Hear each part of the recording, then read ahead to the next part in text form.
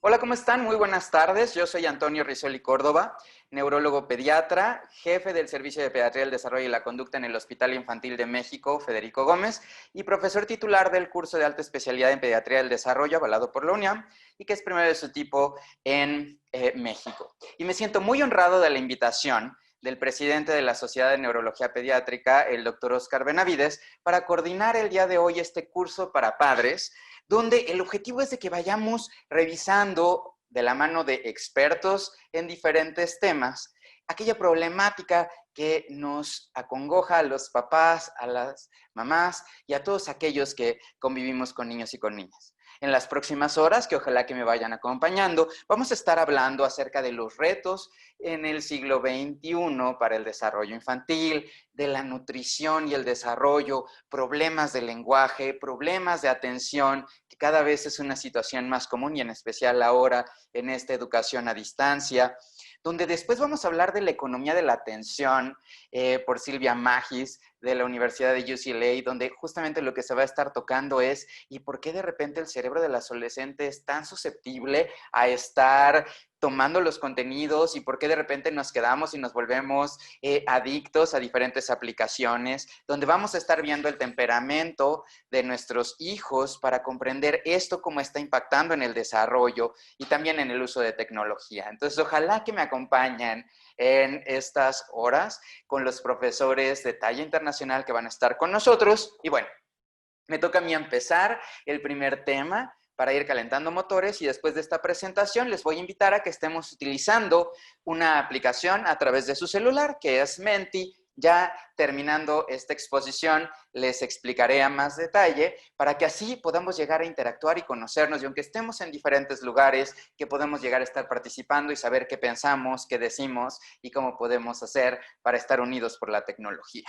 Entonces, como primer punto, si buscamos nosotros en Google niños inteligentes, vamos a encontrar que hay personas que en este estereotipo pueden ser de lentes, con moño, relacionado específicamente con aspectos científicos, donde pareciera que un niño inteligente es solo aquel que es un científico. Pero, ¿qué pasa con una persona, por ejemplo, que es creativo en redes sociales? ¿O qué pasa con un deportista de alto rendimiento? ¿O qué pasa con una persona que escribe poesía, blogs o comunica? ¿O qué pasa con un piloto de carreras? Y entonces, uno de los primeros retos que tenemos en el siglo XXI es que lo que se consideraba la base para el éxito ya no es lo mismo.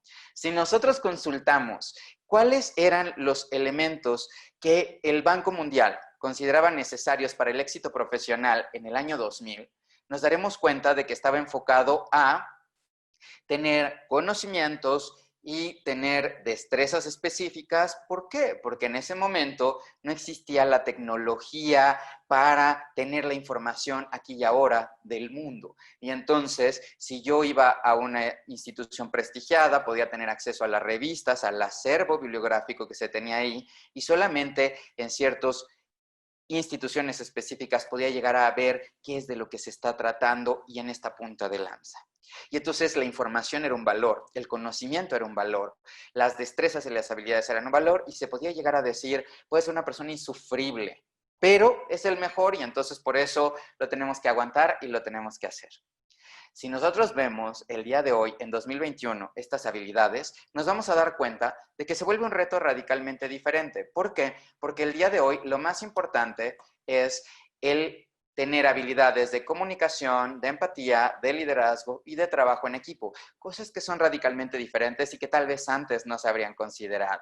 Y entonces hoy es donde más que nunca tenemos que replantearnos como un reto la escuela en la que va mi hijo, o la escuela en la que va mi hija, o la forma en la cual yo me estoy centrando en que aprenda los contenidos, es la que le va a permitir ser exitosa hoy en 2020 y en un futuro en 2030 con estos cambios, o es algo que le habría permitido el éxito antes, pero hoy no necesariamente lo va a hacer y ese es uno de los retos que tenemos que visualizar. ¿Por qué? Porque para que los niños se desarrollen de forma integral se requiere la interacción en múltiples ámbitos y entonces es muy importante la familia, el ambiente, la educación y la salud. Y aquí quiero poner como un ejemplo el derecho a la identidad. En México, desde 2014, la Ley General de los Derechos de Niñas, Niñas y Adolescentes estipula que todos los niños tienen derecho a la identidad. Pero de repente decimos, mi hijo ya tiene acta de nacimiento, ya cumplí con el derecho. La realidad es de que nos falta un tramo muy importante que es que realmente lo ejerza. Voy a poner como ejemplo un nombre que es muy común en México, que es Guadalupe. Y entonces hay dos personas Guadalupe. Una de ellas dice, hola, yo soy Guadalupe y me gusta que me digas Lupita. La otra dice, hola, yo soy Lupita. Y si alguien le dice Guadalupe, empieza a decir, oye, pero ¿qué estás enojado conmigo? ¿Por qué me hablas así? Siento que me estás regañando. Así me decía mi mamá. La primera persona está siendo consciente de su identidad y a partir de esa identidad es de que ya dice, como ya estamos en confianza, me gusta que me digas de tal forma.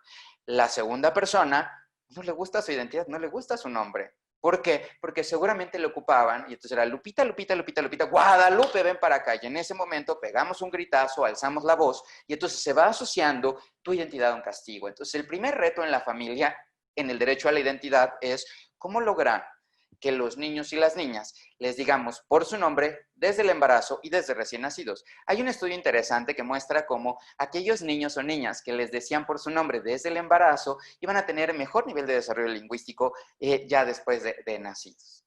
En educación tenemos de repente retos. ¿Por qué? Porque en este mismo derecho a la identidad, lo mismo que en salud, podemos llegar a decirle, ¿cómo estás, princesa? ¿Cómo estás, príncipe? Oye, ¿y cómo te va, campeón? Pero no les decimos por su nombre. Y entonces, ¿cómo queremos lograr que los niños y las niñas estén conscientes de cuál es su nombre y cómo tienen ese derecho si no lo decimos de esa forma? Y cuando a veces en el ambiente, por ejemplo, Yuri no necesariamente se llama Yuri, Ricky Martin no se llama Ricky Martin, Niurka sí se llama Niurka, pero hay diferentes ejemplos que nos están diciendo en el ambiente de que a veces el nombre que tienes, Luisito Comunica, que es de más actualidad, pues sí se llama Luis, pero no se llama Luisito Comunica, ¿no? Y entonces tenemos un reto, ¿cómo ayudar a que estos niños y niñas estén en el centro y en ese centro favorecer el desarrollo? Y para esto tenemos que entender que el mundo en el que crecimos es muy diferente del mundo en el que vivimos. ¿Por qué?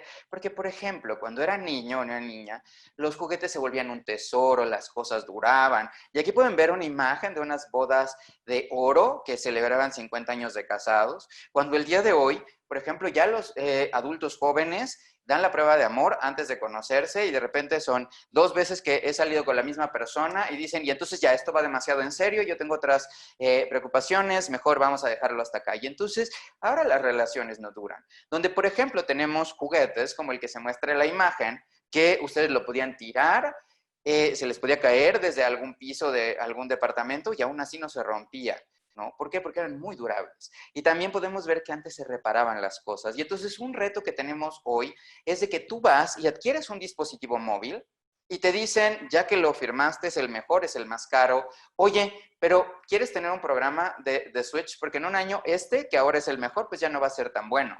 Y entonces ya estamos viviendo en un mundo en el cual todo se está cambiando. Y eso se vuelve reto. ¿Por qué? Porque antes, de forma natural, salía el concepto de pertenencia. Yo nací en este lugar, fallecí en este lugar, mis amigos de la infancia eran los amigos de la etapa adulta, los cosas se heredaban y algo que era un tesoro era, por ejemplo, los utensilios de cocina, entre otras cosas. Y de repente nos enfrentamos a un mundo en el que todo se cambia y entonces se están viendo de que ya se rompió, lo tiro, ya se rompió, lo tiro. Y entonces los niños de repente dicen, y entonces si yo no hago bien la tarea y entonces no me sale la letra, ¿qué tal que me cambian por otro niño? Suena como a chiste, pero es algo que pueden estar sintiendo los niños y que se vuelve un reto. Antes, para favorecer el desarrollo teníamos muchas cosas en las cuales de forma natural se favorecía. Por ejemplo, ahí depende de qué edad tengan, hay algo que es un disco LP y este disco LP tú tenías que tener varios aspectos puntuales o se favorecían varios hitos del desarrollo. Primero, tenías que tener responsabilidad personal para agarrar, sacarlo y guardarlo. La otra era tomar la aguja y cambiar de posición en el número de canción. Aritmética para contar cuántas veces tienes y ver a partir de ahí cómo puedes ir diciendo, a ver, voy a querer la canción 3, 1, 2, 3. Y motor fino y motor perceptual para atinar en dónde ponerlo. Y además, tolerancia a la frustración. 5 canciones de un lado, 5 del otro y espérate. Pero tenía algo muy particular. Podía ser que yo comprara la canción por una canción que me gustó. Allí pues si quería esa canción tenía que comprar todo el disco y eso me permitía descubrir del mismo artista otras canciones que tal vez no estaban en la radio, que tal vez no eran las más populares, pero que podían ayudarme a entender la idea. Mientras que después llega el cassette y entonces ahí yo tenía que estar esperando para grabar, ya se me pasó, regreso, y entonces o las canciones las escuchabas medio empezadas, medio terminadas o hayas el cassette desde inicio y podías estar muchas horas ahí con los dos botones esperando a que tu canción de la radio la pudieras llegar a grabar. De ahí viene el CD, vienen los reproductores portátiles y el día de hoy, si yo quiero escuchar una canción, de repente pasa Shazam y aparecen las canciones. Y eso se plantea un reto particular. ¿Por qué? Porque hoy les invito a que les pregunten a un adolescente, oye, ¿qué cantante te gusta? Y te va a decir, a mí me gusta el género tal. Sí, pero oye, ¿cómo se llama tu cantante favorito? Y puede ser que no tengan una idea de un cantante favorito, te digan la canción, no te diga cómo va, pero ya no saben qué es. ¿Por qué? Porque eso está haciendo que el mundo va cambiando. Y cuando antes admirábamos a quien cantaba, queríamos saber de su vida y demás, el día de hoy tenemos grandes estrellas que aparecen y luego desaparecen. Un gran ejemplo es One Direction, fue un movimiento gigante, millones de seguidores, conciertos llenísimos y de repente ¡fum!, se difundieron y ya nadie piensa en One Direction. Y entonces uno de los retos que tenemos es cómo hacer que estas personas tengan la pertenencia, que sepan qué es lo que me gusta y también favorecer el desarrollo. Porque antes había programas donde los veía a cierta hora y entonces yo me esperaba. O por ejemplo, en Don Gato, que tiene menos de 30 capítulos y yo sabía que lo podía ver los tales días, a tal hora, y era un capítulo nada más. Y de repente nos enfrentamos a un mundo en el cual la televisión en streaming lo que nos permite es ver todos los capítulos, todas las cosas, y de repente hay tal diversidad que de repente decimos, ¿y qué quiero ver? Y puedes estar y estar y estar y empiezas a ver y cambias y empiezas a ver y cambias y empiezas a ver y cambias porque tal vez lo otro es mejor que lo anterior. Y entonces ya no estamos teniendo un límite. Y a veces el reto también en esta televisión en streaming es que terminas de ver un capítulo y te dice, ¿y quieres ver el que sigue? Y quieres ver el que sigue. Y ahí yo haría la diferencia de dos plataformas. No voy a decir el nombre de las plataformas, pero hay una en la cual estás viendo un capítulo y de forma automática en 20 segundos inicia el siguiente capítulo y a menos de que no le des no, te sigue pasando capítulos e incluso te recomienda otras series y te las va poniendo. Versus otra plataforma en streaming que ves un capítulo y al terminar ese capítulo te dice, ¿quieres seguir viendo? Y la respuesta que está marcada automática es no y tienes que mover y hacer consciente el sí. Y eso lo vamos a profundizar más adelante con Lucia Magis de UCLA cuando vaya hablando acerca de la tecnología y el cerebro del adolescente, cómo de repente cuando es de forma automática estamos ahí, queremos buscar las recompensas. Y también estaremos hablando acerca de problemas de atención con el doctor Daniel Álvarez, quien estará ahondando en estos retos que tenemos de atención y también con Ovidio Cornelio, un maravilloso neurólogo pediatra de Tabasco que estará hablando acerca del uso de tecnologías. Entonces, tenemos un reto, cómo hacer que esa tecnología sea un medio, porque el fin siempre debe de ser la persona.